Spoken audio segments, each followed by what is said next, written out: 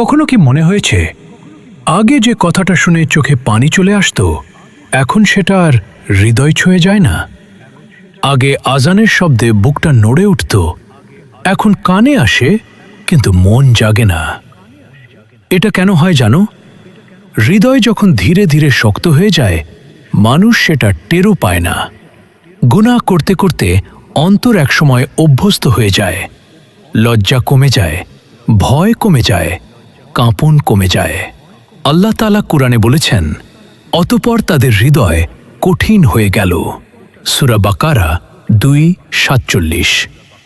হৃদয় শক্ত হয়ে গেলে নামাজও ভারী লাগে, কুরআনও শুধু শব্দ মনে হয়, দোয়া করলেও চোখ ভিজে না। কিন্তু মনে রেখো, হৃদয় পাথর না, হৃদয় মরে যায় না, হৃদয় শুধু অবহেলায় শুকিয়ে যায়। তাহলে কিভাবে নরম হবে? প্রথমে থামো, 1 মিনিটের জন্য থামো, ফোনটা সরিয়ে রাখো, নীরবে বসো, আল্লাহকে বলো, হে আল্লাহ, আমার অন্তরটা শুকিয়ে গেছে।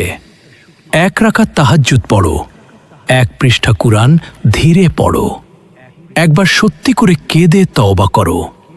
হৃদয় জোর করে নরম হয় না, হৃদয় নরম হয় যখন মানুষ সত্যি সত্যি ফিরে আসে। তুমি যত দূরেই যাও আল্লাহর দরজা বন্ধ হয় না। আজ রাতেই শুরু করো, ছোট করে শুরু করো, কিন্তু সত্যি করে শুরু করো। হে আল্লাহ, আমাদের অনশুরু করো। হে আল্লাহ, আমাদের শক্ত হয়ে যাওয়া হৃদয়গুলো নরম করে দিন। আমাদের চোখে আবার অশ্রু ফিরিয়ে দিন। আমাদেরকে আপনার দিকে ফিরিয়ে নিন। আমিন।